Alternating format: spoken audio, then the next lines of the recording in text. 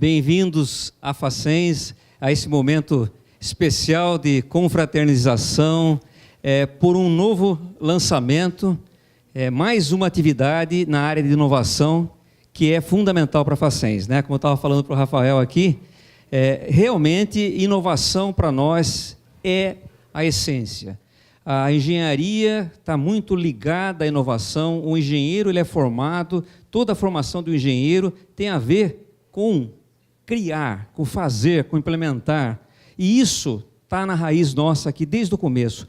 A gente já está vivendo inovação desde que a Facens foi fundada, já por uma pessoa extremamente inovadora, empreendedora, que foi o seu Alexandre Belde Neto, e que merecidamente recebeu o nome do Parque Tecnológico Sorocaba, porque exatamente ser uma pessoa empreendedora.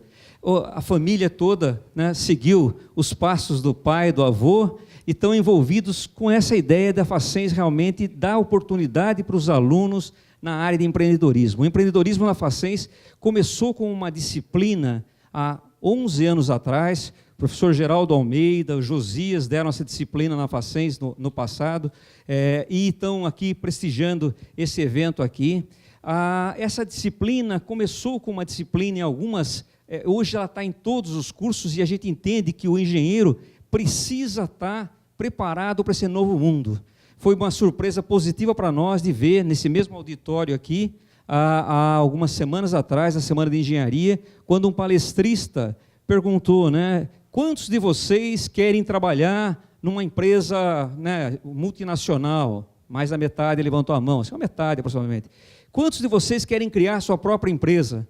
Mais da metade levantou a mão. Então, realmente, a gente vê que hoje o mundo oferece muitas oportunidades. E a Facens tem muitas empresas que nasceram da Facens. O exemplo mais tradicional que a gente dá de uma empresa de sucesso é a Flash Engenharia, que o primeiro protótipo foi construído no laboratório da Facens, lá pelos anos 80, 90, muito antes da gente ter iniciativas como a gente está inaugurando hoje, que é esse Centro de Empreendedorismo Facens, o FACE. Então, é muita alegria nossa, a gente agradece a parceria com o Sebrae, que aconteceu desde o início. A Sebrae treinou os nossos professores de empreendedorismo lá há alguns anos atrás e continua sendo parceiro até hoje. A parceria com a Endeavor também, que também sempre nos apoia, mas mais recentemente a parceria com a Telefônica Open Future, que tem toda uma experiência internacional de criar ambientes como eles têm a Wire em São Paulo e como eles apoiam o nosso crowdsourcing aqui, o nosso crowdfacens aqui, e esse é o quarto ou quinto que tem pelo Brasil, sexto, tem em Minas Gerais, na Santa Rita do Sapucaí, em Inatel, acho que foi o primeiro, tem um em Londrina, tem outro no Rio de Janeiro, Curitiba e São Paulo. Então, nós somos o sexto ambiente que usa toda a plataforma, toda a experiência da Telefônica, e nós vamos ouvir depois sobre isso aqui daqui a alguns momentos. Bom, é um momento para a gente sempre de celebração, e a gente tem certeza absoluta. Nós fizemos uma seleção, a professora Andréia depois vai comentar como foi essa seleção, selecionamos 10 conjuntos aí de alunos, ex-alunos, para serem acompanhados por nós, pela Telefônica, para esse primeiro grupo de alunos a serem pré-acelerados, pré-incubados, né? Outra parceira importante que nós temos é o Parque Tecnológico Sorocaba, que tem a sua incubadora lá também, e que é a nossa parceira, e exatamente ao presidente do Parque Tecnológico Sorocaba e secretário de Desenvolvimento Econômico de Sorocaba, que é o Roberto Freitas, que eu vou passar daqui a um momento, que eu esqueci de falar da Hubs também, da Yunus, que é um outro parceiro nosso do empreendedorismo social, que foi uma rede criada pelo Dr. Yunus, que foi Prêmio Nobel Internacional, Bangladesh, Banco do Povo, aquela história toda que ele criou lá, e que ele ganhou o Prêmio Nobel Internacional. Ele criou uma rede de empreendedorismo social, que também vai ser apoiado pelo FACE. No segundo semestre, nós vamos fazer também alguma coisa nesse sentido. E o grupo SESI Senai, que a gente sempre foi parceiro há um bastante tempo, e que está colaborando e colaborou com a gente desde o início também. São parceiros muito importantes. Então, agora eu passo a palavra ao Roberto, que vai falar sobre Sorocaba e o ambiente de desenvolvimento de empresas em Sorocaba.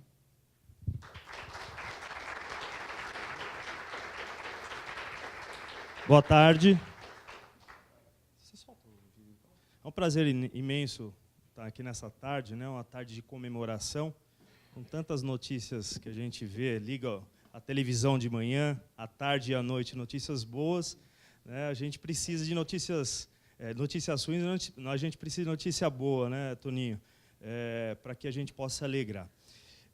O empreendedorismo é uma das paixões da minha vida, né? Eu venho há 10 anos já construindo um conhecimento voltado para a pequena empresa, porque eu acredito muito no pequeno empreendedor. Eu acho que o pequeno empreendedor ele é a base de sustentação de qualquer economia, né? E quando a gente consegue conectar pequenos empreendedores, boas ideias, junto com um apoio, um fomento do poder público, não tenho dúvida que a economia ela supera qualquer tipo de dificuldade.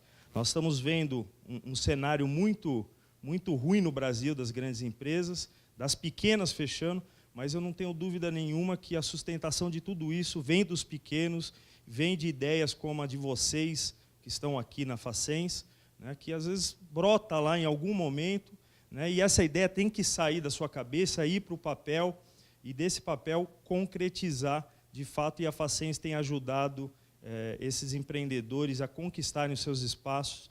Por isso eu rendo a minha homenagem à Facens, Toninho, Thaís, né, que fez o convite, ao professor Geraldo, que é o meu professor, foi secretário, aprendi muito com ele, ao Josias, né, e demais parceiros, amigos, vi o Josilei também aqui, né, do Senai. É um prazer muito grande, né, ter vocês como inspiradores aqui na nossa cidade de empreendedorismo.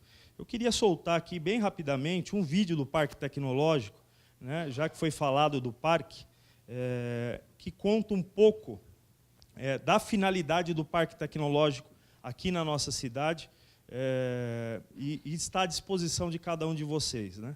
A Facens, eu tenho comentado isso com pessoas fora de Sorocaba. Hoje mesmo recebi um pessoal do Desenvolve São Paulo, e eles estavam comentando sobre justamente esse ecossistema, de que forma a gente pode conectar oportunidades por meio de fomento, né? E eu tive a oportunidade de falar do trabalho que a Facens realiza.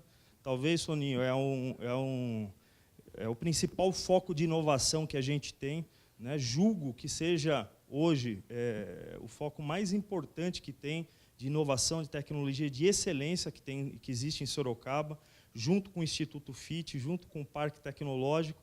E se a gente se der a mão, né, trabalhar em conjunto, não tenho dúvida que Sorocaba vai ser uma cidade reconhecida cada vez mais pela sua capacidade de inovação, de tecnologia e de apoio às pequenas empresas, principalmente às startups.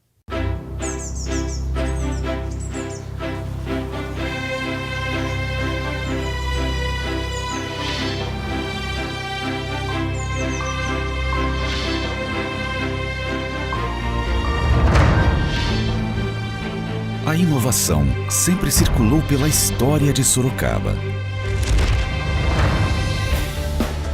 e impulsionou o crescimento em todas as áreas. A cidade, a 90 quilômetros da capital, ganhou o status de uma das maiores potências do interior paulista. Hoje, milhares de indústrias e comércios movimentam os negócios e consolidam a economia local. E mais de 50 mil alunos se preparam para entrar no mercado de trabalho. E esse cenário favorável de crescimento e desenvolvimento da cidade foi o start para a Prefeitura unir empresas e instituições de ensino e pesquisa e criar um sistema público de incentivo à inovação e geração de negócios. O Parque Tecnológico de Sorocaba, Alexandre Bel de Neto.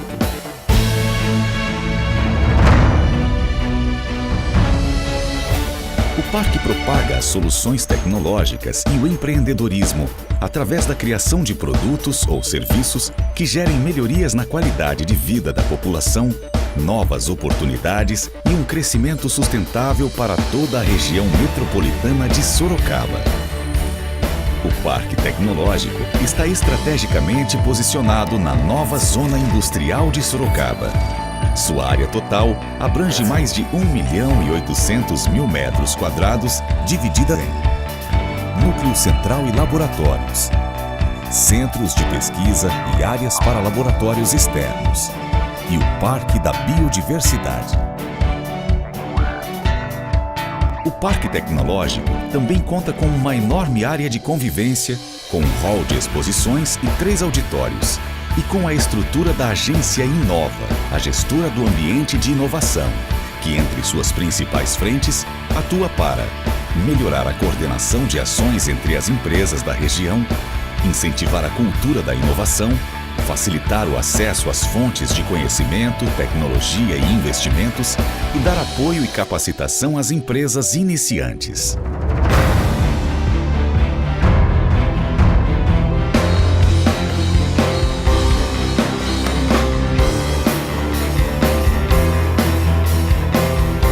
Parque Tecnológico de Sorocaba.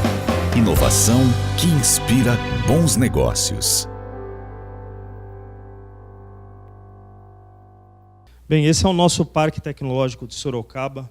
Ele não é um parque tecnológico da prefeitura, ele é um parque tecnológico da nossa cidade, da nossa região. Ele existe justamente para atender a demanda dos empreendedores, de quem tem uma ideia inovadora, de quem tem algum produto, né, que possa ser colocado no mercado e seja fácil escalonar esse produto. É um espaço que cada vez mais precisa ser democratizado, e a gente vai iniciar, ele completa esse ano 5 anos, né, e a gente está iniciando um planejamento para os próximos 5 anos, estamos chamando as universidades, queremos escutar a população, as empresas. Eu acho que é importante, Toninho, a gente reescrever qual é o objetivo do Parque Tecnológico para os próximos 5 anos, para que ele continue cumprindo com o seu objetivo de inovar na nossa cidade. Bem, minha fala aqui é bem rápida, quero passar de forma bem rápida, aqui em 15 minutos, qual é a visão que a Secretaria tem, o que a gente enxerga, né, para a nossa cidade nesses 4 anos que estamos à frente da Secretaria de Desenvolvimento Econômico e do Parque. Por muito tempo, eu fiz aqui alguns slides para demonstrar qual foi a rapidez da inovação da tecnologia nos últimos tempos. Durante muito tempo, a Revolução Industrial ela veio e mudou a economia na sua década. Quem tinha as grandes máquinas, quem tinha grandes empresas, dominava o mercado. Passou o tempo, as máquinas continuam sendo um fator determinante para o sucesso de qualquer empresa, mas veio uma questão fundamental para que o seu produto tivesse espaço no mercado, que é a questão da qualidade. Nos anos 90 se falou muito na questão da qualidade. Quem não tiver qualidade não fica no mercado. Ontem eu tive o prazer de conhecer a fábrica da Toyota, sua produção, e quem tiver essa oportunidade vale a pena, né, para conhecer um pouco qual é o sistema que eles utilizam dentro da fábrica para garantir a qualidade dos seus produtos. É algo assim que não dá para acreditar, né, se a gente for contar, porque é um outro mundo completamente diferente desse que a gente vive aqui. É uma cultura totalmente diferenciada. Eles ensinam realmente o funcionário a zelar, primeiro, pela qualidade do produto, pela segurança e pelo ambiente de trabalho, pela colaboração um com o outro. Realmente é algo extraordinário. Aí veio os anos 2000, todo mundo acabou passando por isso. Não adianta você ter máquina, não adianta você ter qualidade, você precisa ter certificação. Quem não tiver uma boa certificação, lá comprovado, né, não consegue ficar no mercado.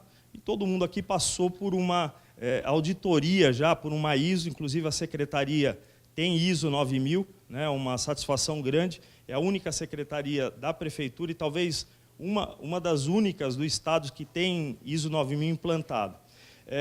E depois disso, né, houve a necessidade de se fazer uma nova mudança, que é novas tecnologias. Quem realmente tivesse tecnologia de ponta estaria dominando o mercado. Máquina, qualidade, certificação, novas tecnologias, e não para por aí. Tudo isso é importante, é fundamental para o funcionamento de qualquer empresa, mas hoje a gente começa a discutir um novo conceito de gestão, que é a gestão de cooperação, né? A gestão olhando sempre a tecnologia, mas de uma forma cooperativa, né? E a evolução da tecnologia, para você ter uma ideia, teve um cientista que fez uma escala do tempo em 24 horas, né? Pegou essa escala de 24 horas, colocou a existência do mundo desde, né, do surgimento do homem e colocou numa escala de 24 horas. Reduziu todo esse tempo, desde a existência do homem até agora, numa escala de 24 horas,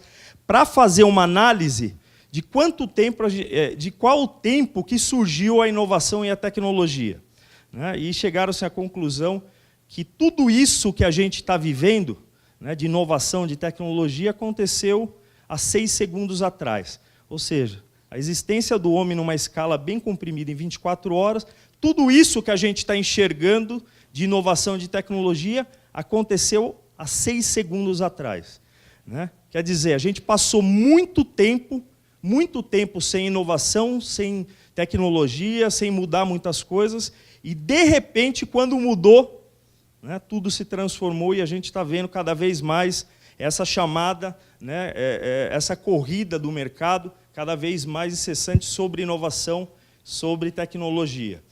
Se você pegar o teu celular, por exemplo, faça uma provocação para ver quantos aparelhos deixaram de existir por conta do seu celular, né?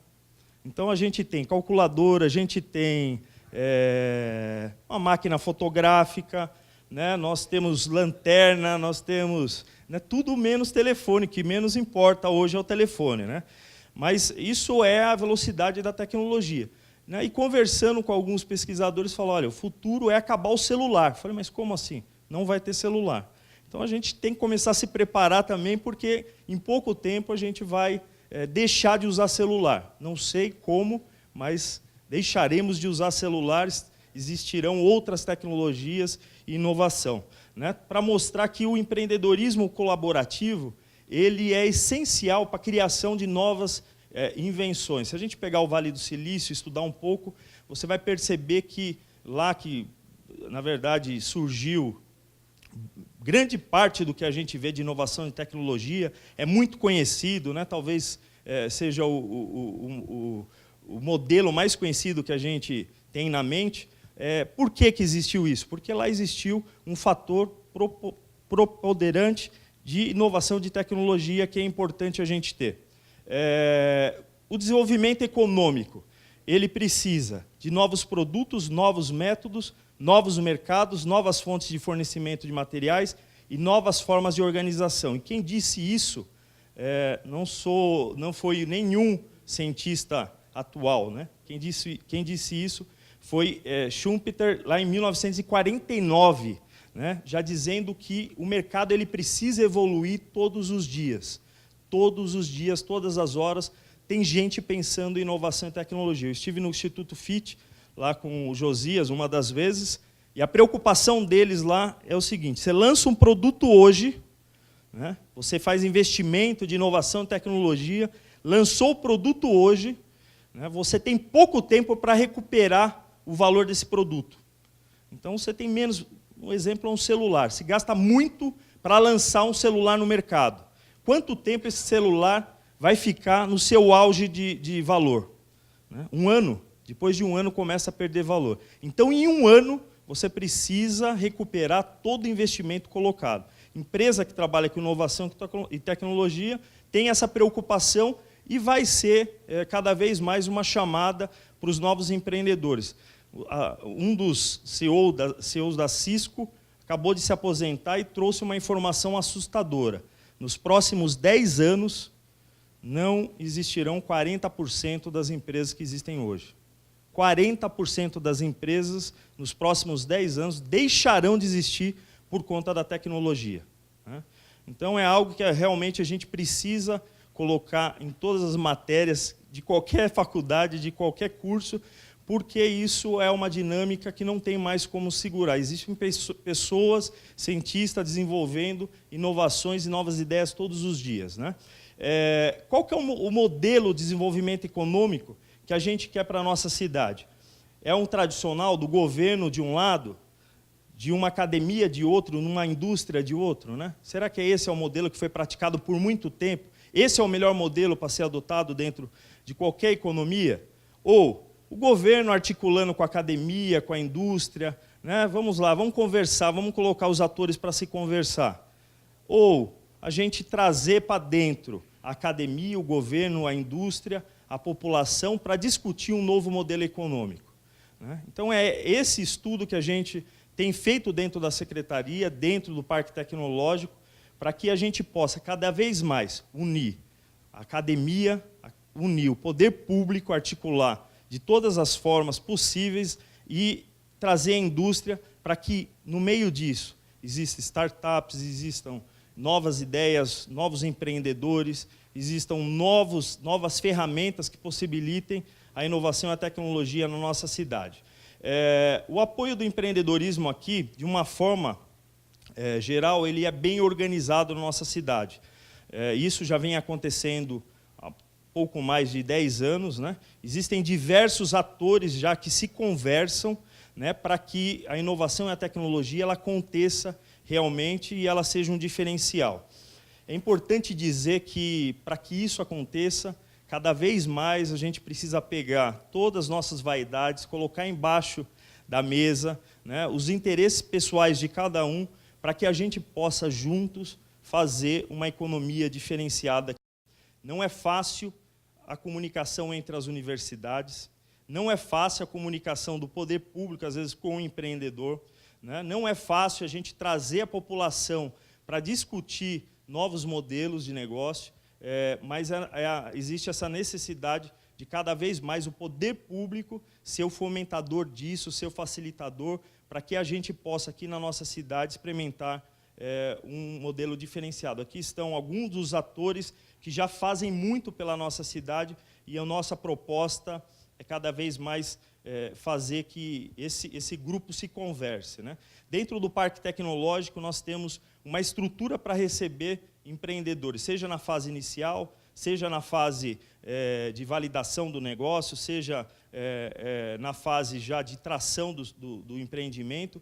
O importante é que a gente continue oferecendo dentro do Parque Tecnológico possibilidade de modelar, desenvolver, né, novas estratégias, nós possamos mostrar para esse empreendedor mercado e finanças também. Acho que é importante a gente falar que não adianta nada ter todo esse aparato se a gente não tiver investimento, se a gente não tiver fomento de bancos, né? Os bancos precisam acreditar mais no pequeno empreendedor, principalmente nas empresas de base tecnológica, e a gente precisa difundir a nossa cultura empreendedora. Esse é um trabalho que o Parque Tecnológico já faz. A faculdade ela tem uma função, a universidade tem uma função importante de se provocar dentro desse nicho, né, pessoas que venham ter boas ideias, né? E, a partir daí, o Parque Tecnológico tem a obrigação de atrair essas pessoas para dentro do seu ambiente.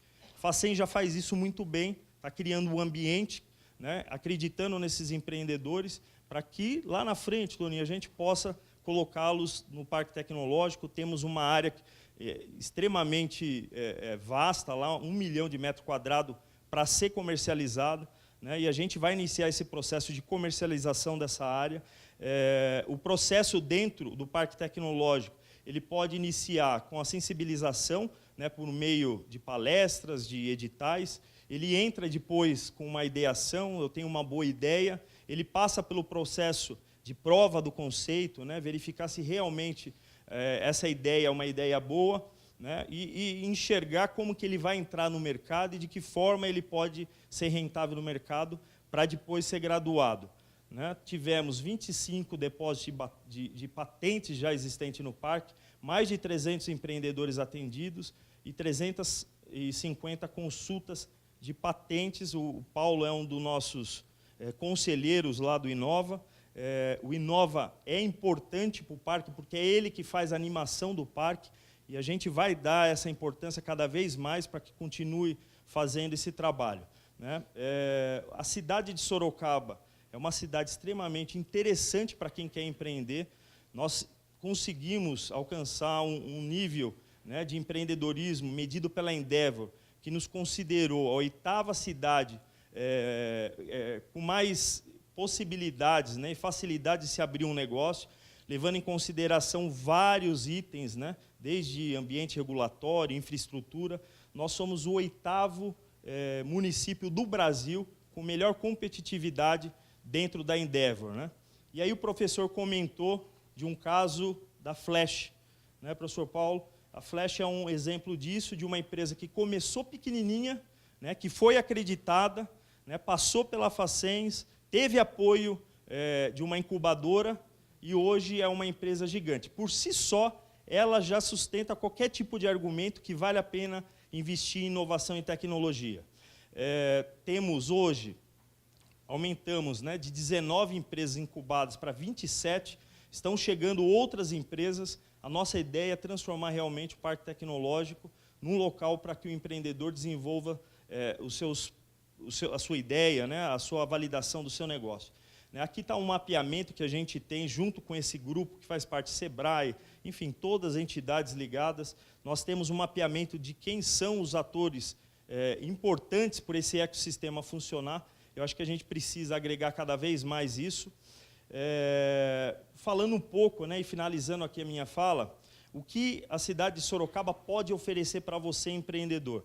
A gente está falando muito de economia, né? O Brasil, e a gente liga a TV, só escuta notícias ruins, mas nós tivemos, um tempo atrás, já na 5ª posição do melhor país no planeta para poder receber investimento. E com toda a catástrofe que o Brasil passou, ele continua ainda sendo um país atrativo, porque ele é o 9º país, né, para melhor se investir no mundo, né? E a gente está numa posição ainda que não é uma posição ruim, é uma posição que coloca possibilidades muito reais para que o nosso país realmente tenha boas condições. Se a gente comparar com a projeção, né, para 2000, por exemplo, 2050, tem pessoas, mesmo nessa crise, cientistas falando, pesquisadores falando que o Brasil pode chegar entre o 5º e o 6º, a 6ª maior economia do mundo. Aí você pode falar, mas o Brasil é muito grande, Roberto. Vamos falar de Sorocaba, né? A gente está falando um pouco de São Paulo. O que representa o estado que você mora? Nós, comparando o PIB, né, do Brasil, do estado de São Paulo em relação a vários países e várias cidades do mundo. Por exemplo, São Paulo tem um PIB maior que a Espanha, que a Turquia, né, e assim vai, maior que a Austrália, a Tailândia. Aí tem gente que fala, São Paulo não serve para mim, eu quero mudar de país, né, e vai lá para a Espanha. A Espanha inteira não tem o PIB que o estado de São Paulo tem. Para vocês terem uma ideia da importância que o nosso estado tem, 1/3 do PIB nacional é do estado de São Paulo. Se a gente for colocar São Paulo dentro das principais cidades, nós temos São Paulo na 10ª colocação no maior PIB, na frente de Washington, de Boston, né, considerando o PIB. Né? Então, o estado de São Paulo realmente é um estado que vale a pena ser investido. Mas vamos falar de Sorocaba, né? Aqui a região metropolitana é maior que a República Dominicana, o professor Marim sempre fala isso, é maior do que o Líbano, é maior do que o Uruguai, né? Região metropolitana de Sorocaba. Eu vou para o Uruguai, porque o Uruguai está... A nossa região metropolitana é maior do que o Uruguai. E a gente colocar Sorocaba, né? Como que Sorocaba está nesse ranking? Um PIB de 32 bilhões, nós estamos numa posição de 19º lugar, né, na frente de cidades extremamente importantes, inclusive capitais. Nosso PIB ultrapassa capitais de São Luís, de Belém, de Vitória, de Natal e de Florianópolis. Eu preciso ir para Florianópolis, porque lá o negócio está acontecendo. Né? Florianópolis inteiro não tem o PIB que Sorocaba tem. É a 4ª mais populosa do interior, é a 5ª no mercado consumidor do interior. Né? Em 2015 foi considerada a 12ª cidade melhor para se investir. Em 2018, a gente subiu nesse ranking, é a 8ª cidade para empreender. Né? Tudo isso para falar que vale a pena a gente investir na nossa cidade. Porque aqui você vai encontrar parceiros que vai apoiar o seu projeto, você vai encontrar um poder público interessado que o seu desenvolvimento aconteça, e você vai encontrar universidades como a Facens, que ajuda a economia da nossa cidade a se tornar uma das principais do nosso país. Obrigado, Thaís, obrigado, Toninho, obrigado, professor, pela oportunidade. Nós estamos na secretaria à disposição para trabalhar por Sorocaba, para você, pequeno empreendedor, para você que tem uma ideia. nos procure, nossa porta está aberta lá no Parque Tecnológico. Nós estaremos agora, no mês que vem, iniciando o planejamento, né, do parque para os próximos 5 anos, e a tua proposta, a tua ideia, ela vai ser muito válida para que a gente continue crescendo e se desenvolvendo. Muito obrigado.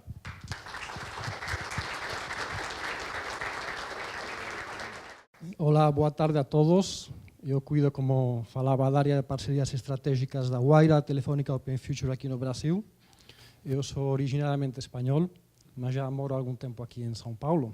Devem ter percebido pelo sotaque, né? Mas a gente está muito feliz aqui, na verdade, depois de um ano, né? Em janeiro, fevereiro do ano passado, a gente começou a desenvolver o projeto que a gente tinha de criar mais espaços de inovação.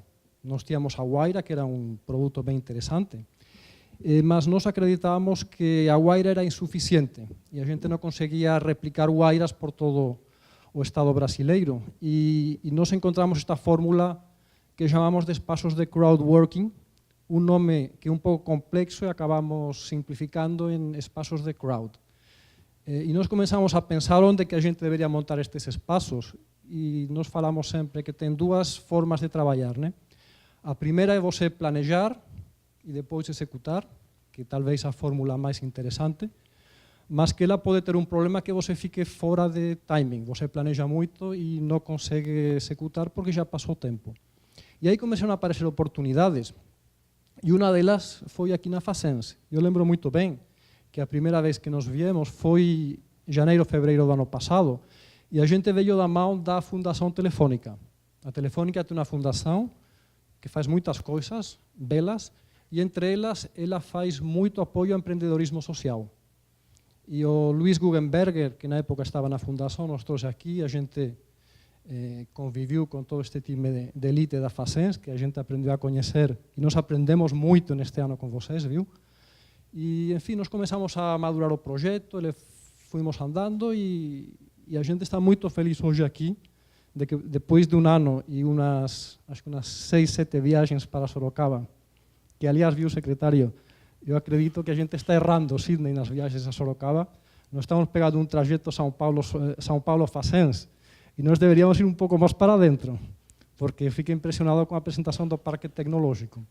Então, a gente não foi no Parque Tecnológico ainda, mas eu acredito que tenhamos algum espaço para visitar um dia e, quem sabe, se nós não conseguimos ampliar a nossa colaboração de alguma forma com as empresas do Parque Tecnológico também. Parabéns pela apresentação, fiquei bem impressionado. E outra ponderação interessante da sua apresentação, secretário, quando você falou de que daqui a algum tempo não existirão smartphones. Eu acho que é possível. Eu fiquei muito impressionado lá atrás. Eu trabalhei na Telefônica 15 anos antes de pegar este cargo na Wayra, na Open Future, na Telefónica Open Future. E uma das coisas que me impressionou muito uns 7 anos atrás, não tanto assim, foi ouvir dos meus colegas de estratégia o seguinte: olha, daqui a pouco tempo vocês vão assistir à explosão do smartphone. Eu falava, será? Tudo bem, mas será que vai ser assim mesmo? E nesse período aconteceu uma coisa interessante, que foi que a Telefónica, que ela compartilhava o controle da Vivo com a Portugal Telecom, e o Toninho conhece muito bem esta história, né? Comprou a fatia da Portugal Telecom e pagou um valor que não foi pequeno, foram 7.500 milhões de euros. E eu pensei, caramba, será que vale tudo isso?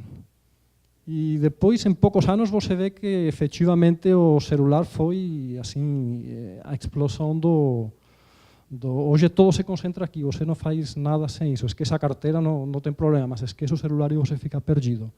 Mas dentro dessa fala que o secretário expunha, teve recentemente, não sei se vocês assistiram às páginas amarelas da revista Veja de 2, 3 semanas atrás, teve uma entrevista com o CEO mundial da Telefónica, que é o José María Álvarez Pallete, que, por sinal, é um dos idealizadores da Wayra, é o pai da Wayra. A Wayra nasceu quando ele cuidava da unidade da América Latina da Telefónica, e ele que pensou em 2011 que as coisas iam mudar e que, portanto, a gente tinha que olhar mais para fora que para dentro. E o que ele falava nesta entrevista da Veja, ele falava o que o secretário falou, mas colocando um prazo, ele disse, olha, em 10 anos não vai ter mais smartphones. Como assim? Bom, você vai se comunicar de outra forma, né? Você vai estar conectado, a tua roupa estará conectada, teu corpo estará conectado, a internet das coisas vai seguramente ser o paradigma que vai estar bem implantado e não vai existir mais telefone. Tá bom. Não deixa de ser surpreendente para os que nos vimos de um mundo mais tradicional, onde você tinha uma média de 7 minutos de conexão, talvez 7, 8 anos atrás, né? Você falava 7 minutos por dia, mais ou menos, uma média, e hoje você quase não fala no telefone, porque nós falamos pouco, mas estamos 24 horas conectados no telefone de outra forma, né? Então vamos ver o que acontece daqui 10 anos, né? Porque é outro reto bem interessante. Eu queria contar uma historinha para vocês, também para explicar a velocidade com que as coisas acontecem no mundo da tecnologia. Eu sou de Barcelona, eu falava para meus colegas no carro que eu sou de Barcelona, e é uma cidade que acho que tem bastantes coisas boas, né? Uma delas é que é uma cidade bonita, é uma cidade que melhorou muito, os Jogos Olímpicos deixaram um legado fantástico, mas tem outro lado que poucas pessoas conhecem, que é a cidade que, em termos de ratio de motocicletas por habitante, é uma das primeiras do planeta. Tem muita motocicleta. E aí eu cresci num ambiente de motocicleta, eu gosto bastante. E já na minha volta, alguns meses atrás, eu estava assistindo uma corrida de MotoGP. MotoGP, talvez brasileiro seja mais apaixonado por Fórmula 1, porque teve grandes ídolos, né? Mas teve algum ídolo de MotoGP bom também, brasileiro. Eu estava assistindo uma corrida, eu tenho um filho, o meu segundo filho tem 22 anos, e ele está estudando, como muitos de vocês, engenharia também. E ele enfim, estava passando a corrida, e uma das motos estava patrocinada, era uma moto amarela, que estava patrocinada por uma empresa que se chama Páginas Amarelas. E aí o meu filho ele passava lá e me perguntou, pai, o que são páginas amarelas? Caramba, eu pensei, como que pode ser, né? Ou sou muito velho, alguma coisa está errada. Porque ele tem 22 anos, já tem uma experiência de vida, não sabe o que são páginas amarelas. Aí eu fiquei assim, aí caiu a ficha, né? Eu pensei, olha, caramba. Depois, fazendo um pouco de retrospectiva para trás, eu lembrei que a Telefónica, nos anos 2000, 2000 e pouco, tinha uma unidade de páginas amarelas. E eu participei muito da entrada das páginas amarelas aqui, porque era um mercado que não era um mercado fácil, e o fato é que a Telefónica, alguns anos depois, 2004, por aí vendeu as páginas amarelas. Vendeu a unidade global de páginas amarelas para uma empresa que se chama Yale Corporation, uma empresa britânica que comprou. Naquela época eu pensei, será? Era uma unidade que estava indo bem, lucrativa, né? Mas felizmente tinha estrategistas muito mais visionários do que eu lá, e acho que o tempo revelou que foi uma venda interessante, né? E o fato, em relação com tudo isso, é que se você pega as fontes de receita que a companhia tinha pouco tempo atrás, 8 ou 9 anos atrás, tinha basicamente a primeira, páginas amarelas, era uma fonte de receita que não era pequena. Telefonia de uso público, os famosos TUPIs, era também uma fonte de receita significativa. E a terceira era o que nós chamamos de ligações de longa distância. Então, se você pega tudo isso no bojo de receita da companhia, realmente hoje todo isso desapareceu e a companhia teve que se reinventar para migrar para outras formas de desenvolver o negócio dela. E acho que ele conseguiu. E conto esta pequena história porque, na verdade, isso explica por que a Telefónica está aqui hoje presente com você, está fazendo tudo o que estamos fazendo de inovação aberta. E o argumento é muito simples. O que aparece fora das áreas de inovação da companhia, e as grandes companhias todas têm áreas de pesquisa e desenvolvimento bem potentes, mas o que aparece fora da companhia é infinitamente maior do que você pode desenvolver dentro. Por isso faz sentido a aposta que o atual CEO global da Telefónica fez em 2011 na Wayra, e E a Wayra foi a semente de uma iniciativa um pouco maior, que depois virou realidade em 2013, que é a unificação de todas as iniciativas de Open Innovation que a Telefónica tinha disseminadas dentro das várias estruturas da companhia. E isso deu lugar a que nós chamamos de Telefónica Open Future, que ela tem basicamente 6 ou 7 iniciativas, começando por iniciativas de pequeno empreendedorismo social a través da Fundação Telefónica, seguindo para os espaços de crowd, como este daqui que estamos inaugurando hoje, passando pela Wayra e acabando em iniciativas de fundos de investimento, como Fundo Américo, a Telefónica Ventures, que são iniciativas já para empresas um pouco mais consolidadas, um pouco maiores. A ideia é oferecer uma cadeia global de inovação desde o pequeno empreendedor, que tem uma ideia que talvez ainda está em PowerPoint, ou é um empreendedor social, até uma fase muito mais avançada de companhias que já estão, enfim, em regime talvez de IPO, de ser facilmente escaláveis e chegar ao mercado.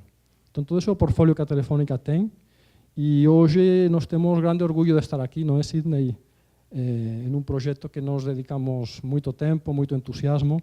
A gente insistiu muito aí com o time da Facens que o espaço faz diferença, e nós sempre vemos em outros lugares aqui, em outros crowds que a gente tem aberto, que talvez não tem espaços tão bonitos como este daqui, e a nossa experiência é que os espaços onde tem havido maior investimento, o resultado é melhor. E por isso a gente insistiu muito o fato de ter este espaço aqui. Eu fiquei muito impressionado agora passando e vendo o espaço, ele ficou assim lindo. Como falava algum CEO da Vivo algum tempo atrás, quando ele visitou a Wayra, ele disse, olha, este é o lugar que todo mundo queria trabalhar. Então, eu queria já aqui encerrar aqui as minhas palavras, agradecer todo o empenho de vocês, dizer que eu tenho uma segurança absoluta que este projeto vai dar muito certo. E passar já para o Sidney, que é a pessoa que cuida da área de Business Development da Wayra Open Future, uma pessoa que chave no trabalho que a Open Future faz aqui no Brasil e que ele vai ter muita interação com todos vocês aqui neste projeto do crowd da Facens. Então, muito obrigado aí, e Sidney, você tem a palavra.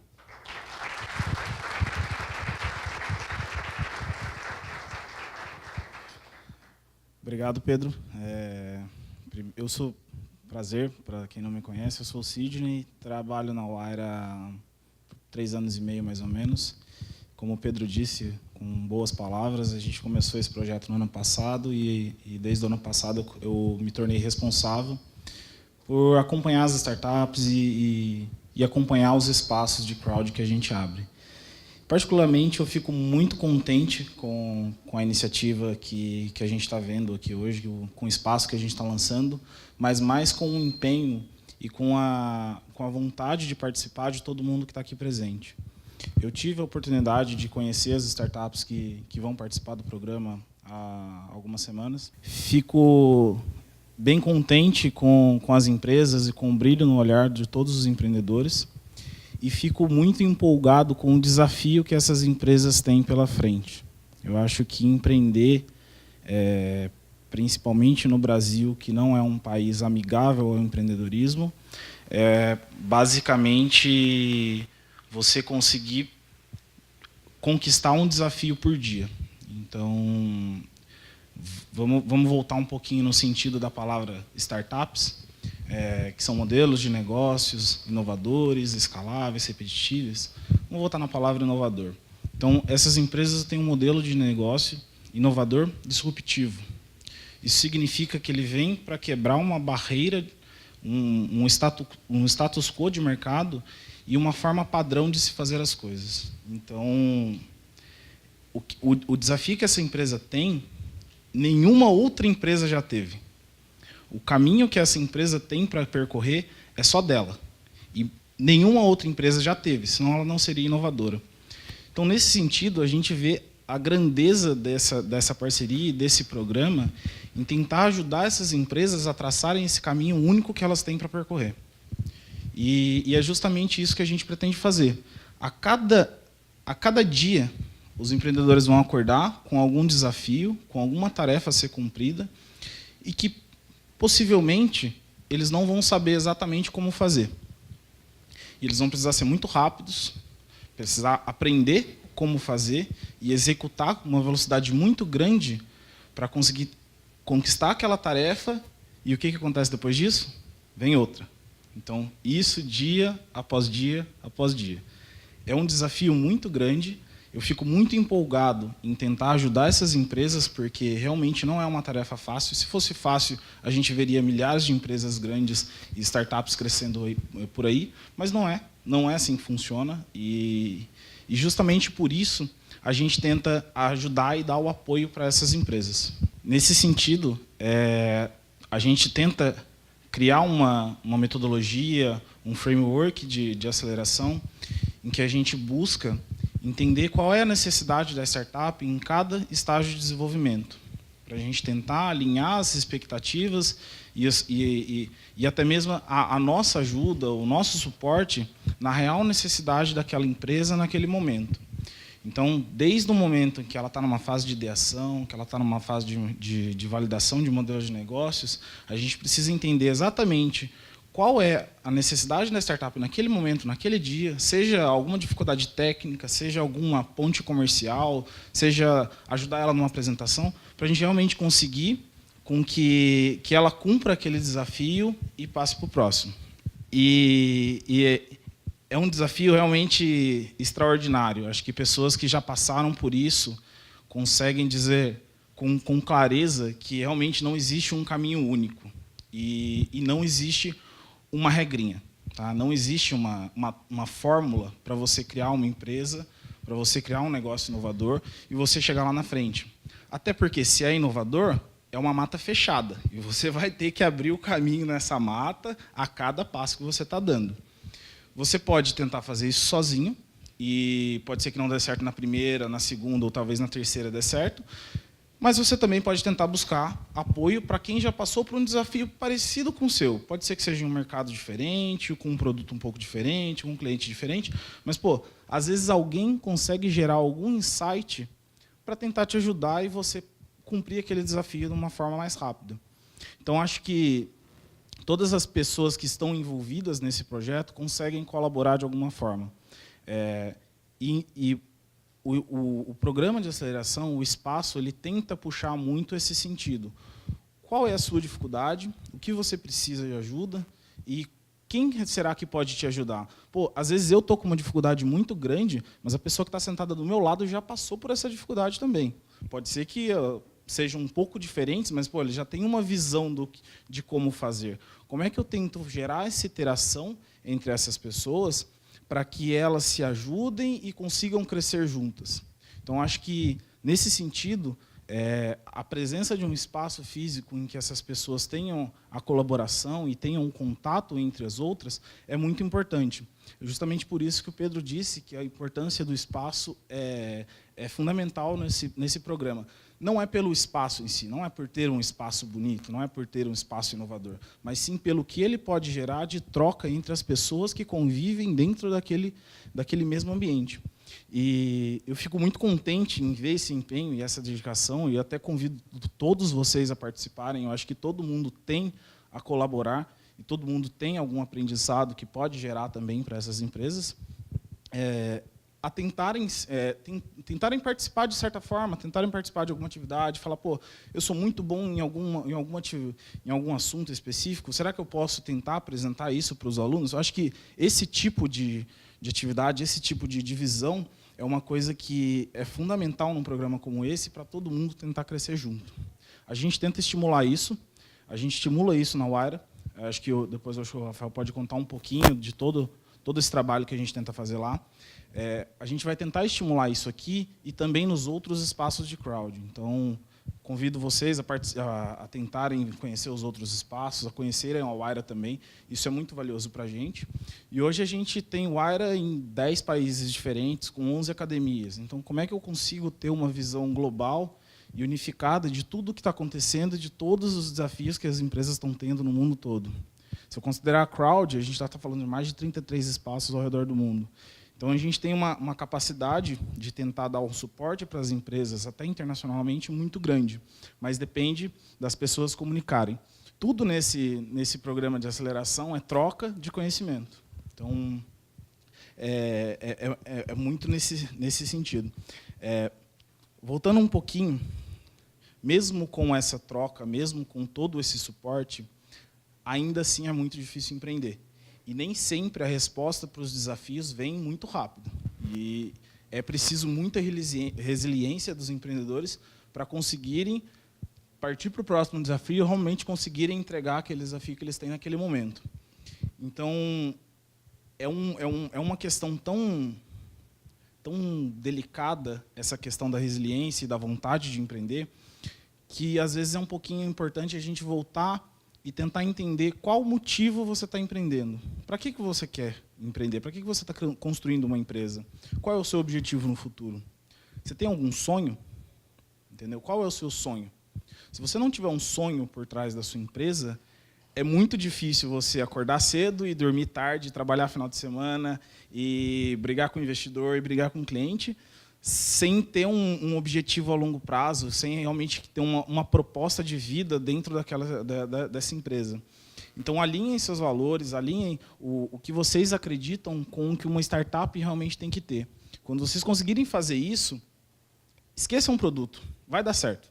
Uma hora vai dar certo. Você vai conseguir determinar a melhor forma possível de trabalhar, com o suporte das pessoas que estão ao seu redor, você vai conseguir achar o melhor modelo para aquele problema que você está tentando resolver, e as coisas vão dar certo. Eu não queria prolongar muito meu papo, acho que o Rafael vai falar depois, acho que a melhor pessoa para falar num evento como esse é um empreendedor. E essa é a mensagem que eu quero deixar. Qual é o sonho de vocês? Qual é a proposta das pessoas que querem empreender e que querem estar aqui nesse espaço? Obrigado.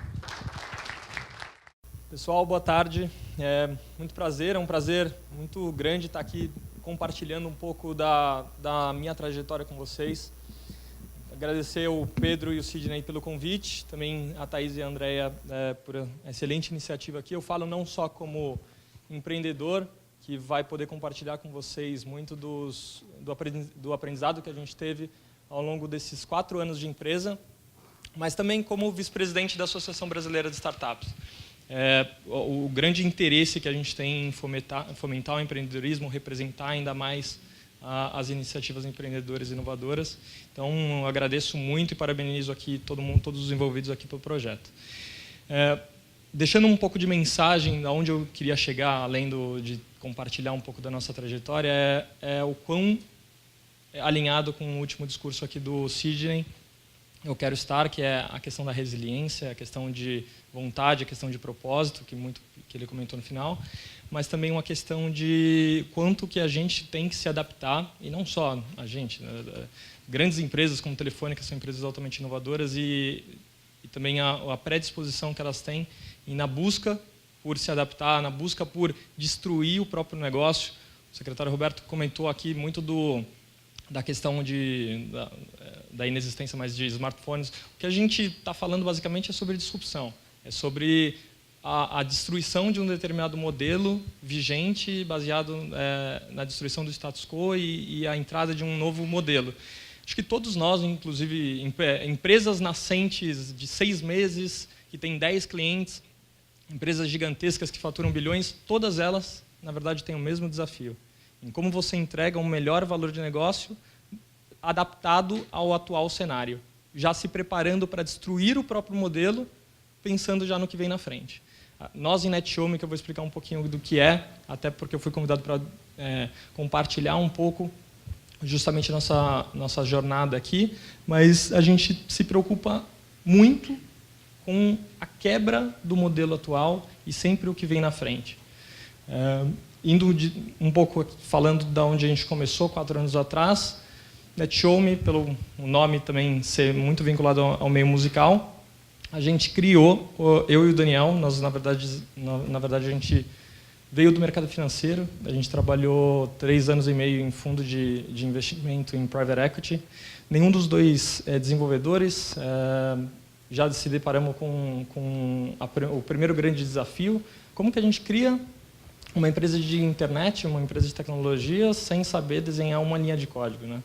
Então, desde aquele momento, a gente já se deparou com esse desafio de formação de time, trazer qual é a pessoa mais adequada, a pessoa mais certa para compor uma frente altamente necessária, de extrema importância fundamental para a empresa, e como que a gente teria essa gestão?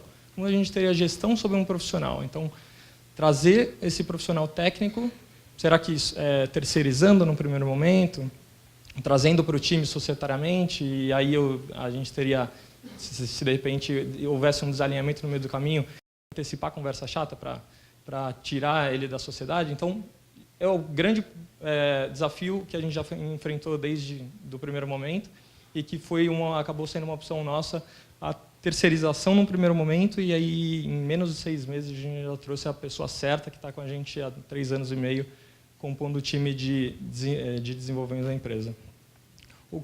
Falando de modelo de negócio de 3 anos e meio atrás, o que movia NetShowMe, o nosso sonho, era fazer, até pela bagagem do Daniel ser um pouco mais no meio musical, a gente queria ajudar músicos independentes a ganharem dinheiro através do apoio financeiro de fãs. Muito se falava naquele momento sobre modelos de crowdfunding, como Catarse, Kikante. Há 3 anos e meio atrás, por incrível que pareça, não existia Facebook Live, não existia Periscope, não existia Meerkat. O que existia na época era uma solução que você abria o notebook na sua casa, ou onde você estivesse, abria seu desktop, reconhecia a sua webcam, a captação de áudio do seu notebook, e você estava transmitindo através de um computador. Foi isso que a gente criou, só que com um modelo de apoio financeiro. A gente permitia com que o músico não precisasse ir para uma praça para expor a arte dele, para expor as composições, as músicas, desde autorais até cover, mas que ele pudesse levantar recursos de pessoas engajadas com aquela arte daquele artista. Então, o que acontecia era, muitos músicos abriam o notebook de casa, começaram a tocar do sofá, e as pessoas engajadas naquele artista podiam pagar o quanto quisesse. Desde 50 centavos, a gente já teve apoio financeiro de R$ 1.250. Aí vocês podem me perguntar o que movia um fã, um seguidor, a apoiar um determinado artista musical em doar alguma coisa, e ainda mais num meio online. Eu não estou tendo contato direto com a pessoa, não estou colocando uma moedinha no chapéu do cara da praça. Eu estou pagando através do meu cartão de crédito. O que movia essa pessoa? Basicamente por recompensas. Então, a gente trouxe o conceito do crowdfunding de Catarse, alinhou com tendências de transmissão ao vivo, que 90% da utilização de Twitch Cam na época era Brasil. 87% dessa utilização era no meio musical. Então, a gente cunhou um termo chamado Live Funding. Esse termo pegou, vou falar um pouquinho, a gente bateu mais de 500 transmissões no primeiro mês de operação da empresa, e muito baseada nessa filosofia do Diazesk. Por quê? O que existia na época, como eu falei, era a TwitchCam, que era baseada até em ligação com o Twitter e também com o YouTube Live. O único modelo de monetização que existia é o pagamento por views.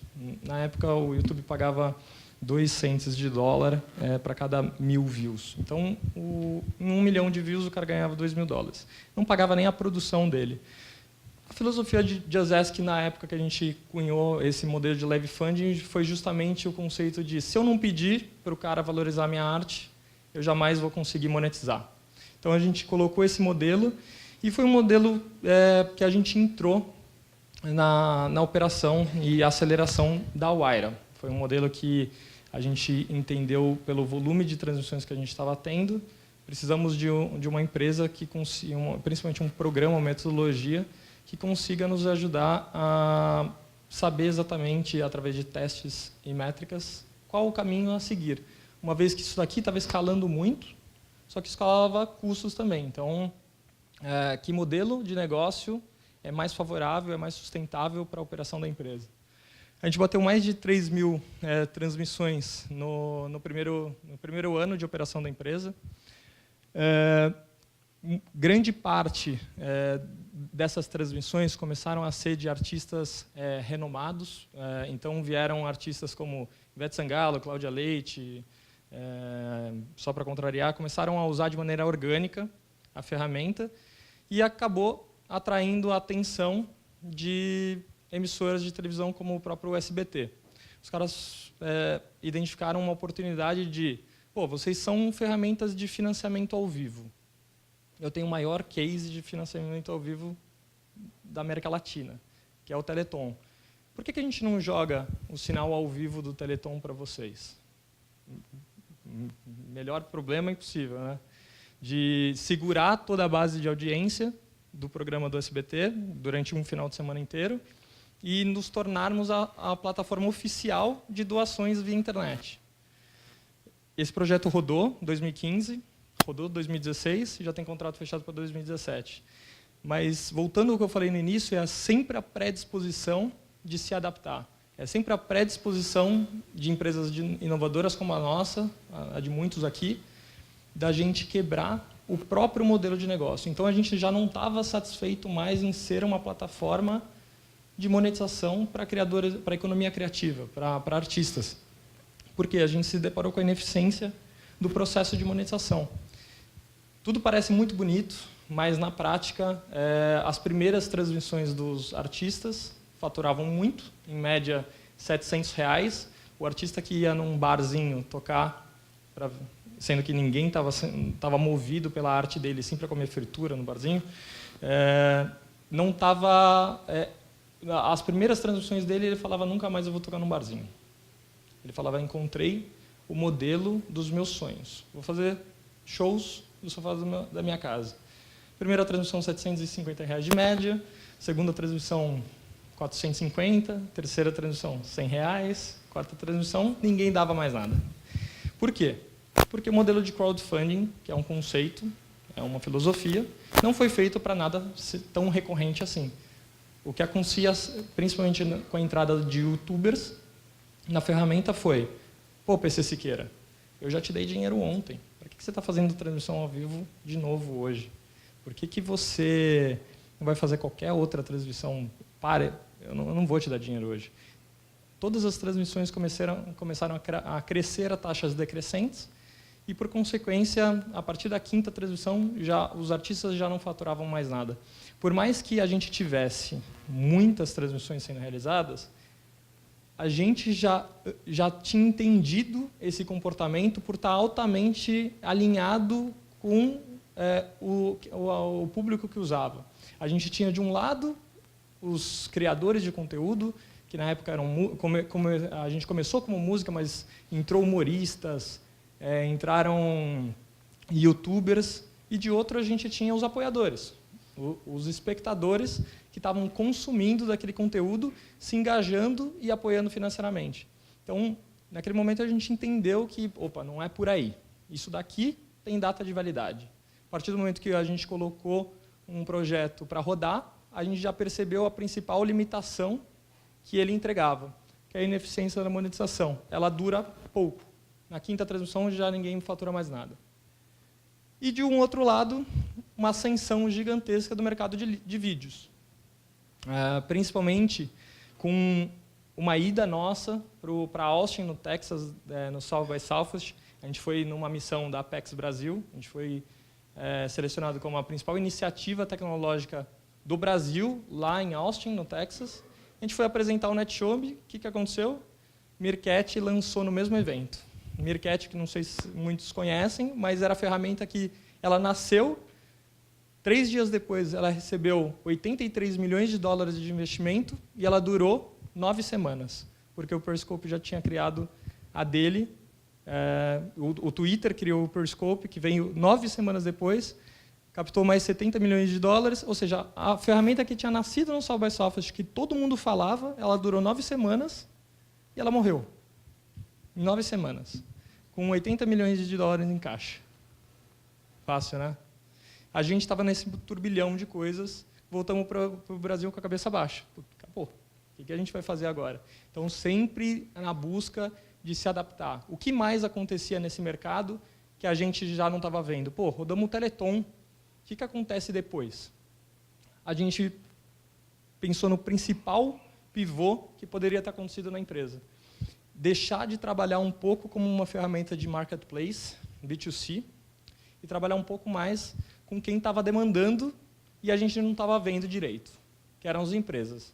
Muitos principalmente depois do Teleton, de ter rodado o Teleton, não mais artistas, não mais humoristas entravam na ferramenta, e sim diretores de marketing ligavam para falar, escuta, quanto custa a utilização da ferramenta de vocês para a comunicação interna dos meus colaboradores? Ou, principalmente diretores de RH. Diretores de marketing, pô, vou ter um evento, eu quero transmitir ao vivo, só que eu não posso usar o YouTube. Então, por conta de todo o volume, por conta de estar atento sempre a oportunidades, a gente tomou a decisão de tirar todo... Imagina ter que ligar para todos os artistas e falar assim, a ferramenta não é mais para você, desculpa. Não, você não consegue usar mais. Mas como assim? Eu tenho toda a minha base de fãs está dentro da ferramenta de vocês, eu estou faturando meus R$50 por transmissão aqui, tranquilo, sem fazer muita coisa. Na verdade, a ferramenta mudou. O posicionamento mudou, a estratégia mudou e a conversa chata de você não estar mais alinhado com a nova estratégia. Imagina ter que dar um drop de quase 5 mil usuários. E foi uma decisão difícil num determinado momento, foi audaciosa, porque uma Telefônica, por exemplo, investiu na gente nesse modelo, ou melhor, neste modelo. Não neste modelo, para empresas. E muita gente da empresa saiu, metade do time que foi contratado para trabalhar na economia criativa, falou que essa nova missão não está mais alinhada com a minha missão de vida. Então, tchau, já não faz mais. E são conversas que são chatas, mas são as melhores de se acontecer. Parece que você lavou a alma, porque pelo menos você está alinhado com o seu novo formato. Você encontra uma nova luz no túnel, que essa luz é de um túnel muito maior, que vai te levar para muito mais à frente. É como se você desse 3 passos para conseguir dar 20, sendo que se você continuasse na trilha que você estava, você ia dar mais 5 no máximo. Então, essa audácia da gente incorporar a posição de vou criar uma disrupção no meu próprio formato, no meu próprio modelo de negócio, e vou adaptar o conceito da empresa. Transmissões ao vivo gerou um boom gigantesco, principalmente com a entrada de Facebook Live. Muita gente pergunta, pô, depois que a entrada do Facebook Live, o modelo de negócio de vocês não morreu? Bom, eu costumo responder, se eu tivesse no modelo passado, a gente já teria empacotado há muito tempo. Foi por olhar oportunidades e por ter a coragem de pivotar para o segmento B2B, que quanto mais as pessoas usam o Facebook Live, mais cresce a minha empresa. Porque uma hora ou outra, um diretor de marketing de alguma empresa ou a pessoa responsável por eventos de uma faculdade vai fazer um Facebook Live e vai falar o que mais eu posso ter usando uma ferramenta profissional. O que mais eu consigo ter se eu pagar por uma solução que não é ligada a uma rede social. Tem muito conteúdo meu que é sigiloso. Tem muito conteúdo meu que eu preciso saber o tempo médio de espectador. Então, a gente começou a readaptar, e aí é um outro desafio, que não é só a questão de comunicação, a questão de propósito, só que agora uma adaptação tecnológica, porque a ferramenta estava totalmente orientada ao marketplace. Ela estava totalmente orientada a um bicho totalmente que funcionava de uma outra maneira da que a gente estava se propondo a fazer. E as aplicações começaram a surgir. A gente tinha um norte, vamos trabalhar com congressos, conferências, trade shows, eventos.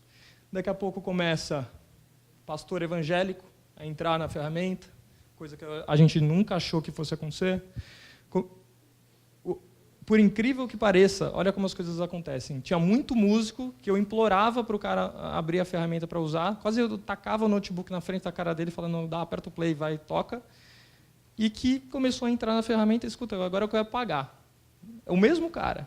Então, quer dizer que quando eu te oferecia de graça, você não queria. Agora que custa R$500, agora você quer pagar.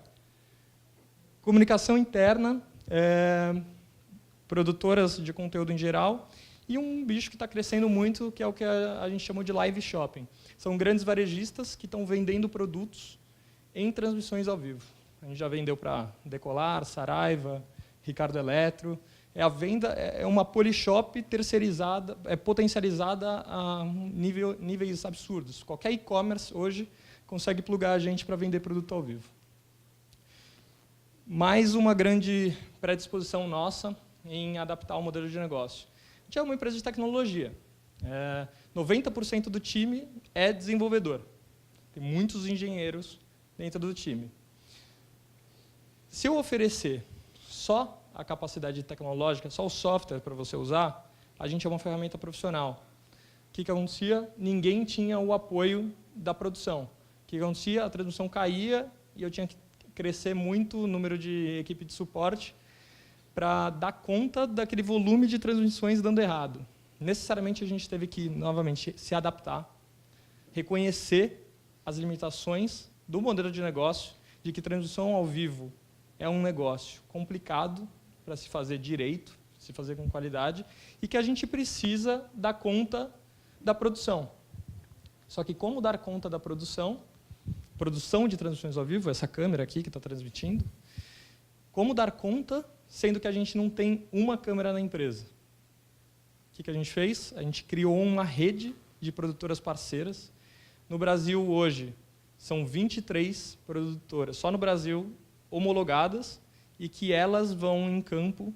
Eu tenho o preço de todas elas tabelado, eu vendo elas, elas vão em campo, jogando o sinal para a nossa tecnologia. Foi o jeito que a gente garantiu qualidade dos clientes, de quase 100 chamadas por mês. Hoje a gente tem 4 chamadas por mês de problema técnico, e que a gente padronizou todo o sistema. Por muitas, o que antes no passado as matérias de jornal era Netshome, a empresa que está digitalizando o chapéu de praça. Hoje as matérias são Netshome, o Airbnb de transmissões ao vivo. Não sei qual dos dois traduziu mais o modelo. E a gente passou a oferecer a solução completa, de novo, por um entendimento de mercado, por estar atento a quem usava, atento a feedback e adaptou o conceito. Hoje a gente tem as grandes emissoras de televisão usando o nosso sistema. O esporte interativo, no começo do ano, ele trafegou com a gente o Super Bowl. Foram 1.483.000 pessoas simultâneas usando a nossa ferramenta. E foi quase 12 vezes o resultado que eles tiveram no ano passado. Um case bacana que eu compartilhei com vocês aqui é da Saraiva. Eles venderam mais de 1.000 livros durante uma transmissão ao vivo do lançamento do último livro do Harry Potter. O SBT, hoje, ele não usa só para distribuição da programação ao vivo, mas todas as produções que ele entra como patrocinador, como canal de divulgação, ele transmite ao vivo com pay-per-view. Ou seja, o Carrossel estava com 3 meses de fila no Teatro Santander, lá em São Paulo. Na saída mais natural possível vamos transmitir com qualidade isso daqui e vamos vender por 10% do preço do ingresso físico. Teve um monte de pai aí que solucionou a vida deles, porque as crianças não paravam de falar, pai, me leva lá no teatro. Puta, não tem como, tem 3 meses de fila. E o próximo, que é um dos principais eventos do segmento publicitário, que rodou semana passada, achei bacana passar, e com geoblocking, na verdade. A dor que eles trouxeram para a gente, que a gente já tinha a ferramenta, eu não quero canibalizar a presença física. Eu quero que as pessoas venham até o meu evento. Só que eu quero transmitir ao vivo. O que eu faço? Geoblocking. São Paulo não assiste. E aparece uma mensagem que qualquer produtor consegue criar. A deles foi, esse conteúdo não está disponível na sua região. Vá até o evento, aí tinha um mapa. Não tem nada melhor do que levar a pessoa para ir fisicamente no evento, já que ela pode. Esse último slide é um slide que eu achei na internet um pouco antes de vir para cá. Basicamente, é a grande mensagem que eu queria passar para vocês. As 10 empresas que vão começar a operação agora, elas já têm que saber que o modelo de cada uma delas vai morrer rápido. Então, se cada um tiver internalizado que o seu próprio modelo vai morrer num curto espaço de tempo, a gente já cria um desconforto interno de pensar qual que é o próximo passo. E assim a gente se mantém vivo, que foi o que a Netshome fez 8 vezes ao longo de 4 anos. E 8 vezes, na verdade, foram mudanças bruscas. Se a gente pensar em todas as pequenas mudanças que a gente fez de quebra do nosso modelo, é incontável, dá mais de 50, 100, sei lá. Então, se a gente hoje está vivo, é por conta de se adaptar ao novo cenário, à nova economia, ao novo modelo de pensar, ao novo mercado. E é isso. Obrigado. Boa tarde a todos. Friozinho na barriga de falar hoje. Eu estou muito feliz, porque hoje realmente o nosso filho nasceu e está concreto ali, né, dentro do crowd. Eu acho que muitas pessoas participaram para que isso acontecesse. Então, queria agradecer a todo o time Facens, manutenção, arquiteto, todo mundo que fez isso acontecer, e principalmente o time aí por trás do FACE, que a gente tem desafios grandes, mas o Douglas, Francisco e a Andréia aí que pensaram muito. Então, temos um desafio, temos muita vontade para que muita coisa aconteça, então contem com a gente para que o empreendedorismo aqui na região seja fomentado, a gente seja mais um dos atores do empreendedorismo. Então, falando um pouquinho da Facens, rapidamente, só números, né? Para quem não conhece, a gente tem 10 cursos de graduação em engenharia, 22 cursos de pós-graduação, 4.500 engenheiros formados, 4.100 aproximados alunos matriculados, e a gente tem uma média de 93% dos nossos alunos empregados no mercado de trabalho. E a gente tem mais de 50 laboratórios especializados, 6 centros de inovação e um departamento hoje que a gente está fomentando a internacionalização da faculdade, com universidades parceiras. Então, dentro do Centro de Inovação, essa é a minha função hoje. Eu estou como gerente para pensar nas estratégias desses 6 centros de inovação. Então, um é Smart Campus, que a gente fala sobre conceitos de cidades humanas inteligentes e sustentáveis. E a gente está fazendo aqui que o campus seja efetivamente um campus inteligente. A gente tem o LIGA, que é o Laboratório de Inovação de Games e Apps, onde a gente desenvolve e presta serviços no desenvolvimento de games, aplicativos, realidade virtual, realidade aumentada. A gente tem o FabLab, que é o nosso espaço de prototipação, onde a gente tem máquinas de última geração, que a gente disponibiliza para os nossos alunos, mas também para a sociedade, que é a marca FabLab é uma criação do MIT, que a gente conseguiu trazer para cá. Temos o LIS, que é o Laboratório de Inovação Social, onde a gente está querendo fomentar a questão de inovação social junto a esses outros núcleos, centros, né, que nós temos aqui, e como a gente traz a sociedade para cá para discutir inovação social. Temos o Anti-Rio, que são espaços onde os alunos conseguem colocar em prática o que eles aprendem em sala de aula, então eles participam de competições nacionais e internacionais, nas áreas de aerodesign, de robótica, de concreto, de carros de corrida. E temos o FACE, né, que é o que nós vamos falar hoje. E a minha missão, na verdade, é como a gente trabalha com todos esses centros integrados, né? Todos são complementares, e quando a gente fala de empreendedorismo, ele é transversal a tudo isso. E assim como vocês, acho que todos aqui que a gente está falando de empreendedorismo, eu também sou apaixonada pelo tema. E eu acho que não tanto pela questão do empreendedorismo, também do negócio, né, que é muito o que a gente está fazendo com o processo de pré-aceleração, mas é a questão de você ter uma atitude empreendedora, né? Então, é o quanto que onde você está, no ambiente de trabalho, você tem essa atitude de fazer algo mais, de ser resiliente, né, de toda vez criar algo novo. E isso eu posso dizer pessoalmente que eu sou privilegiada pelo fato de ter as experiências que eu tenho tido, de nascer na família que eu nasci, de ter meu irmão, meu outro irmão que são empreendedores, meu pai, que é o meu grande mentor aí de vida, de questão empreendedora. E eu acho que é empreender na vida, né? Então, eu acho que quando a gente lança o FACE, a gente lança mesmo para ter esse espaço, para trabalhar essa questão do empreendedorismo com todos os alunos, funcionários, professores aqui dentro, né? Qual a atitude empreendedora que você tem? Então, a nossa missão é despertar a inovação, a criatividade, trazer esse empoderamento para uma educação mais empreendedora aqui dentro do ambiente da faculdade e ser realmente uma referência em inovação e empreendedorismo aqui dentro. Então, a gente está atuando em 4 áreas, né? Nossos 4 pilares são a cultura, a educação, a habilidade e a comunidade. Quando a gente fala de cultura, é o que eu acabei de dizer, que é a questão da atitude empreendedora. Então, como que a gente vai fomentar isso? Através de palestras, de workshops, através do Cine Smart, que é um produto que foi criado aqui internamente pelo Smart Campus, mas todos os centros utilizarão esse Cine Smart, que é a gente trazer temas. Então, no caso do FACE, trazer o tema do empreendedorismo através de filmes, de documentários, para a gente discutir isso junto aos alunos e a todo o ecossistema aqui da Facens, e eventos. Educação, a gente vai trabalhar a formação empreendedora, então estamos revendo toda a questão de grade curricular, todas as engenharias hoje têm o empreendedorismo, a gente vai reformular a forma que vocês vão aprender, né, o empreendedorismo de uma forma mais dinâmica, trazendo inovação, trazendo o mercado aqui para dentro. E extracurricular é como a gente traz outros cursos para que vocês possam ter acesso fora da sala de aula.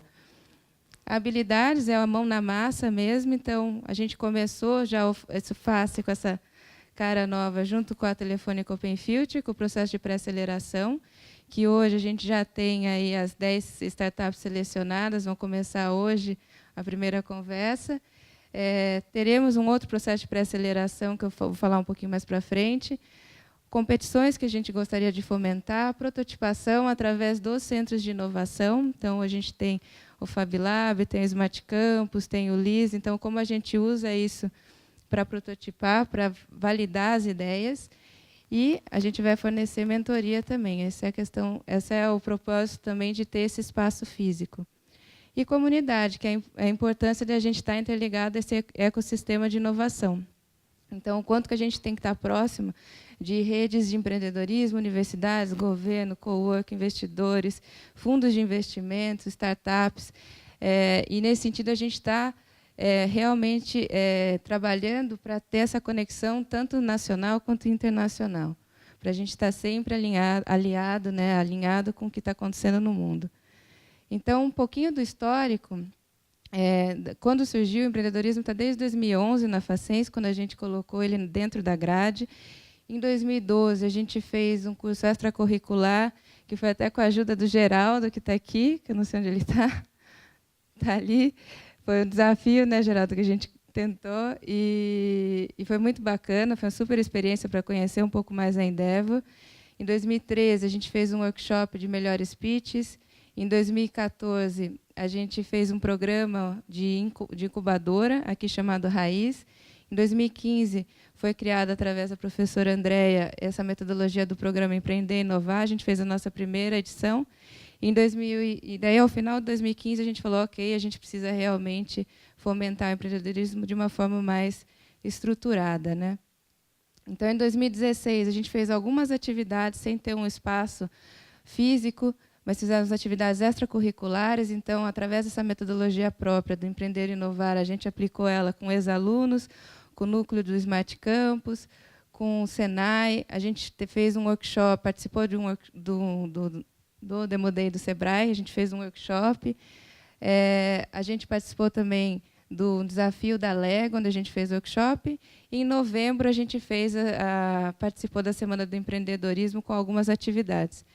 Em setembro, voltando um pouquinho, a gente resolveu, então, dar uma cara mais estruturada do que seria esse centro de empreendedorismo. A gente se inscreveu para o laboratório da Escola de Negócios do MIT, que chama ELLab, que é Leadership Lab, para a gente, com esse projeto, eles nos ajudarem a dar uma cara nova, um direcionamento.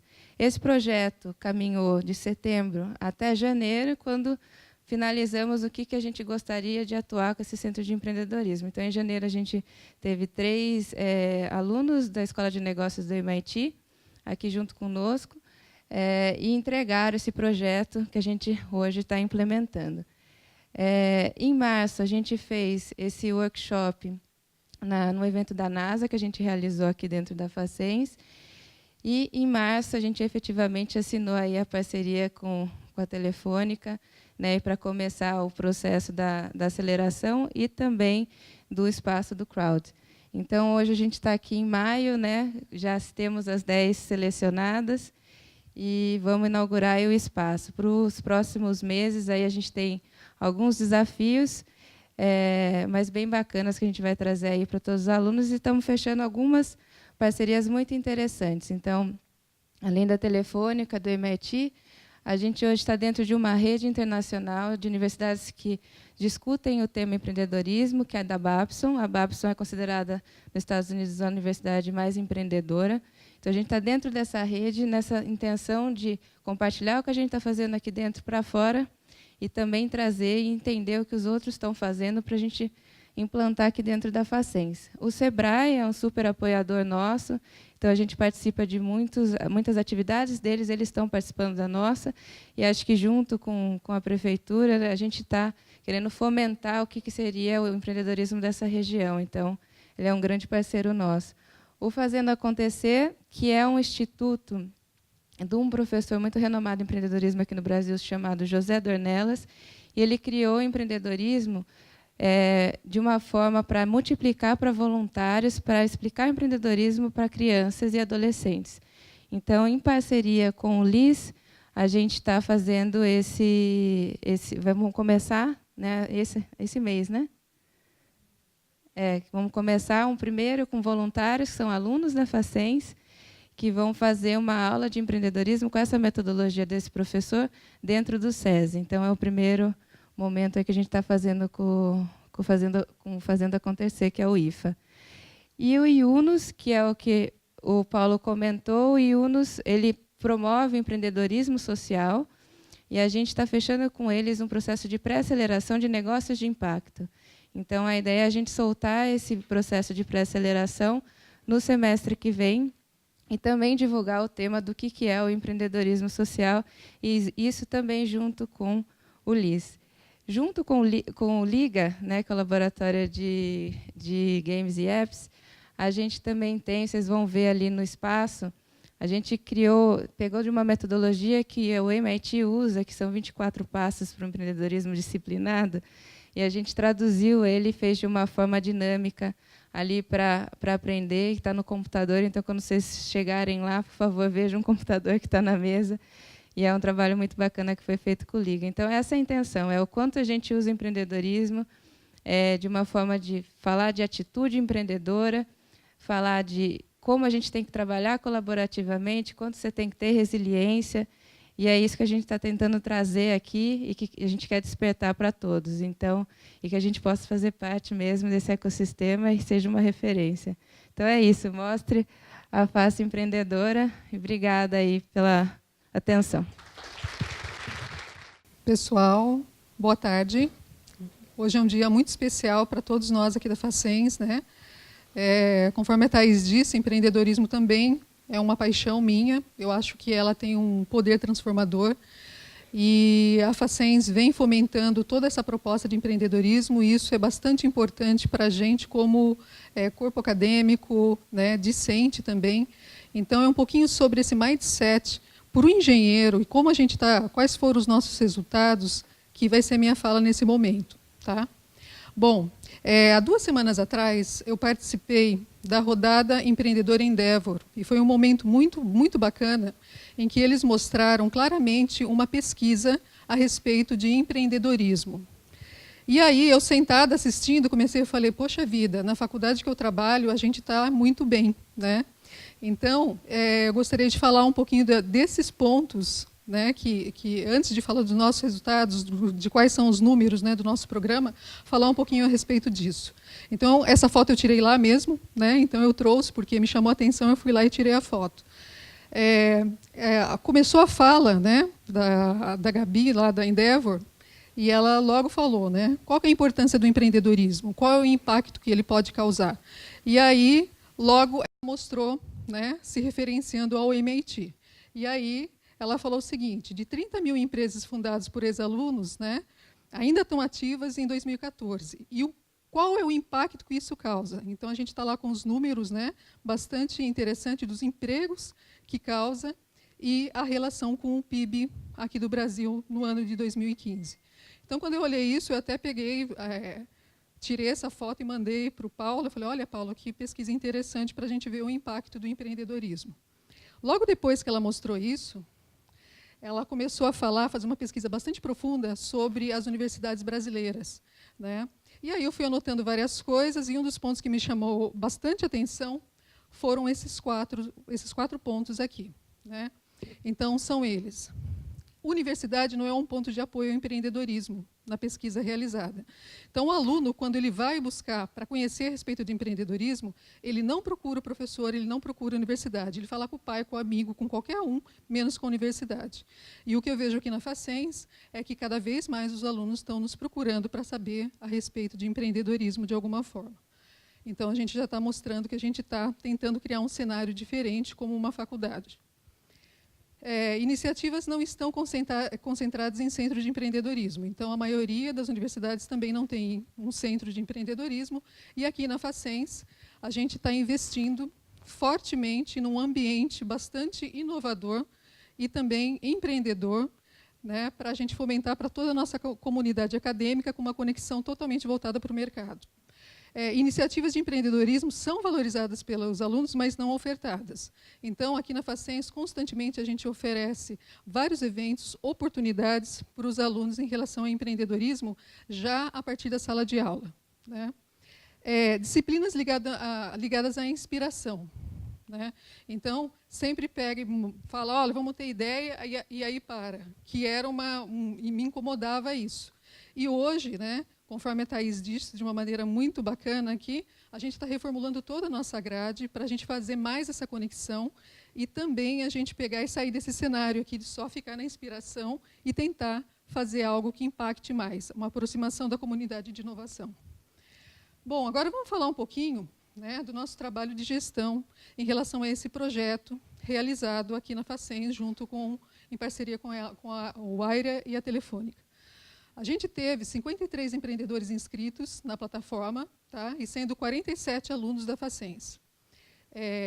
48 projetos inscritos, 28 submetidos. Então, tinha gente que começava e, por algum motivo, desistia, porque a plataforma ela exige mesmo, né, um pensamento voltado para o perfil empreendedor. Então, tinha gente que falava, pô, não sei se eu vou encarar isso aqui, não, e desistia no meio do caminho. Tá?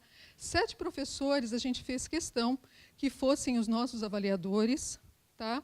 E foi legal que a gente abriu um edital, nós tivemos professores interessados, que muitos estão aqui hoje, que eu estou vendo, então, muito obrigada de participar, né, pela agenda complexa, foram lá e avaliaram os projetos. Essas avaliações também foi do pessoal dos núcleos, aqui da Facens, Smart Campus, Liga, enfim, de todos os departamentos aí.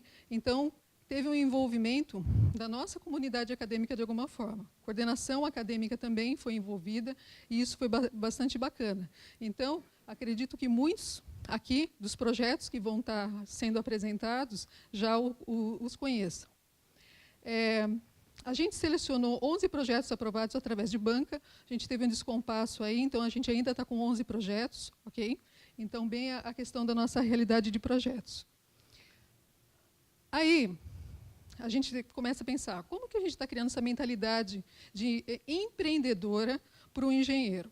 A mentalidade de inovação para o engenheiro ela já está meio que intrínseca na própria profissão que ele executa. E como que a gente sai desse cenário de inovação e passa para passar essa mentalidade de empreender? Aí a gente fez umas estatísticas muito simples aí, né, essa semana, eu, Francisco Douglas, Thaís também participou, e a gente fez assim, né, 32% dos nossos projetos que ficaram ali na fase online, vieram da aula de empreendedorismo, das ideias. Então, muitos resgataram, melhoraram o modelo de negócio e vieram apresentar.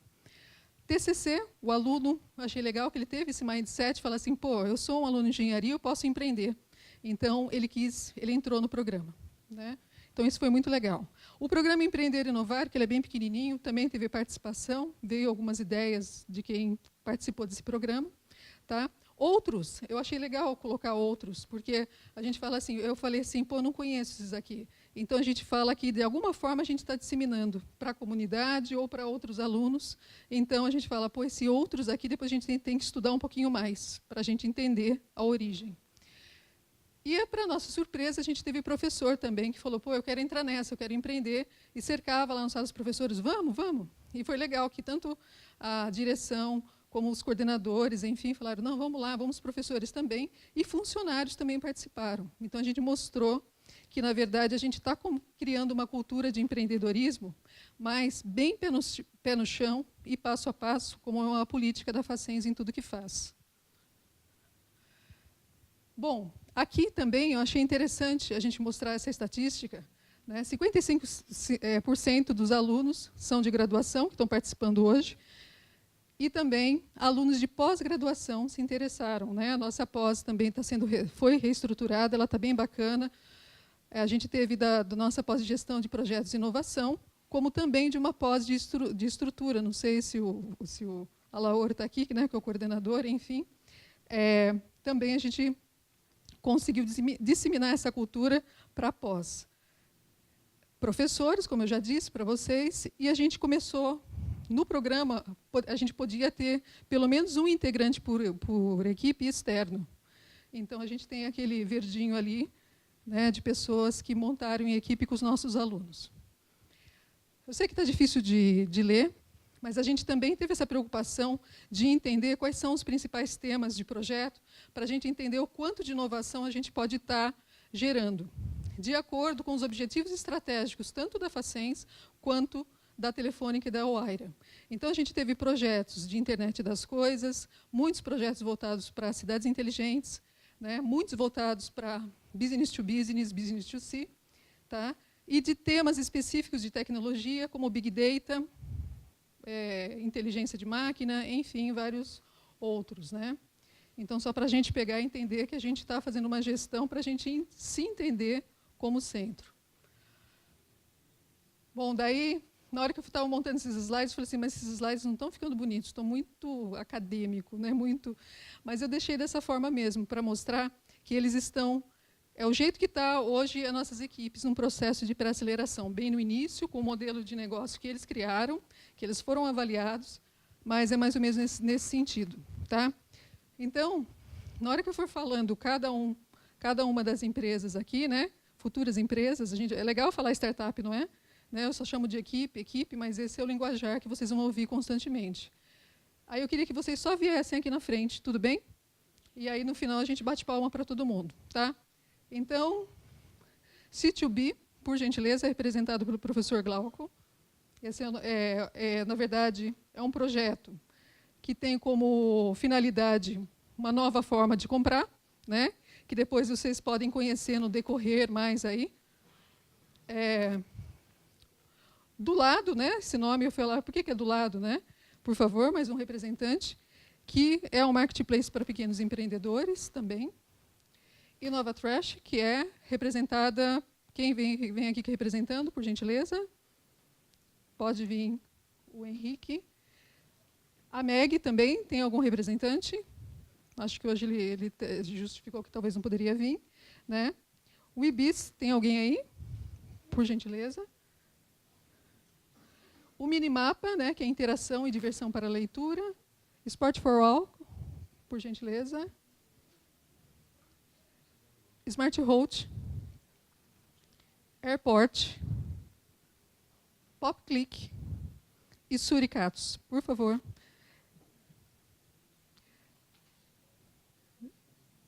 Gente, peço uma salva de palmas para os nossos empreendedores.